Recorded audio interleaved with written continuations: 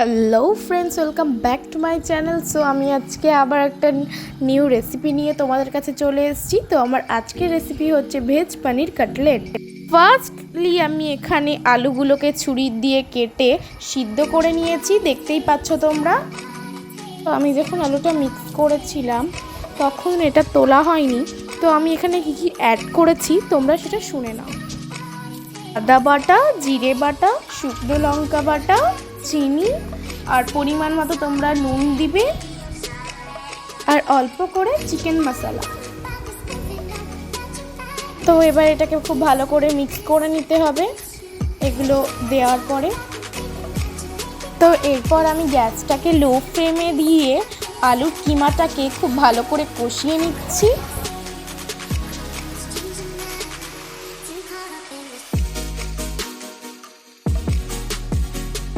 তো আমি এখানে পুরোটাই বাটার দিয়ে করেছি স্মেলটা আসার জন্য। তো তোমরা চাইলে এখানে অয়েলও ব্যবহার করতে পারো। তো আমি এখানে 2 টেবিল চামচ গোলমরিচ গুঁড়ো দিয়ে দিচ্ছি।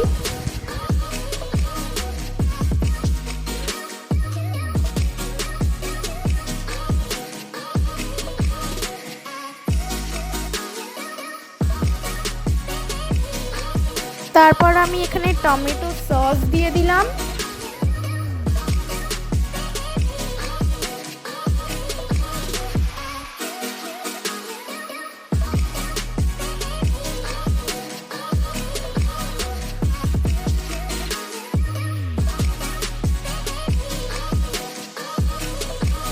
তোমরা আলুর কিমাটাকে যখন কষানোর সময় গ্যাসটাকে কিন্তু অবশ্যই লো ফ্লেমে রাখবে। তো আমি এখানে পরিমাণ মতো সুগার অ্যাড করেছি।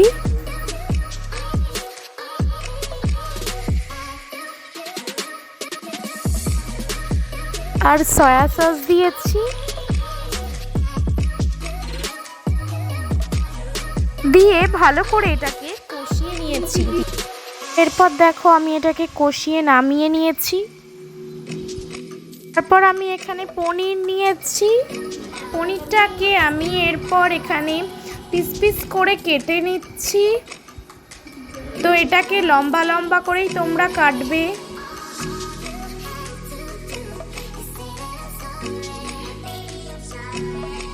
তারপর আমি এখানে পনিরগুলোকে ভেজে নিচ্ছি। দেখো আমি পনিরগুলোকে একটু ব্রাউন করে ভেজে নিচ্ছি। দেখো এবার সব পনিরগুলোকে আমি এখানে ব্রাউন করে ভেজে নিয়েছি। তারপর আমি এখানে কর্নফ্লাওয়ার নিয়েছি। তো কর্নফ্লাওয়ারটা দেখতেই পাচ্ছ আমি ঢেলে নিয়েছি। এরপরে আমি এখানে একটু একটু করে এটাকে জল দিয়ে মিক্স করে নিয়েছি। তো আমি এখানে আটাটা খুব অল্প পরিমাণে নিয়েছি।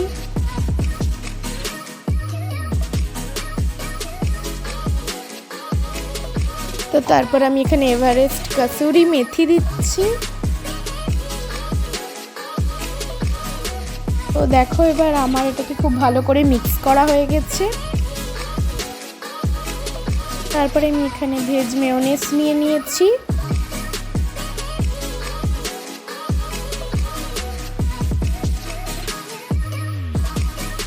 তো আমি এখানে পনিরের উপর মেয়োনেজটা পুরো কভার করে দিচ্ছি।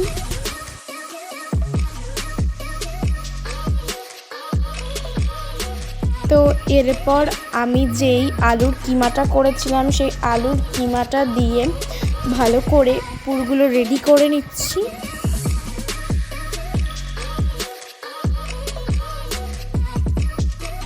এইভাবে আমি এক এক করে রেডি করে নেব।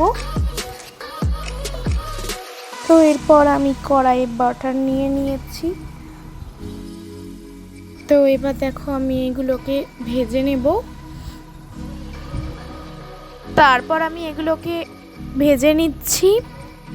তো দেখো তারপর আমার এখানে সবগুলো ভাজা হয়ে গেছে। তারপর আমি টেবিলে এটাকে সার্ভ করে দিয়েছি শসা দিয়ে। তো এটা ভীষণ ক্রিস্পি হয়েছে অ্যান্ড খুব টেস্টি হয়েছে। তোমরা একবার বাড়িতে ট্রাই করে দেখো, ভালো লাগবে। অসাধারণ খেতে হয়েছে। হয়েছে, বলারই নাই। তোমরা যদি বাড়িতে ট্রাই না করো তাহলে বুঝতেই পারবে না এতটা সুন্দর হয়েছে। আজকের ভিডিওটা এই পর্যন্তই। ভালো লাগলে লাইক, কমেন্ট, শেয়ার করবে।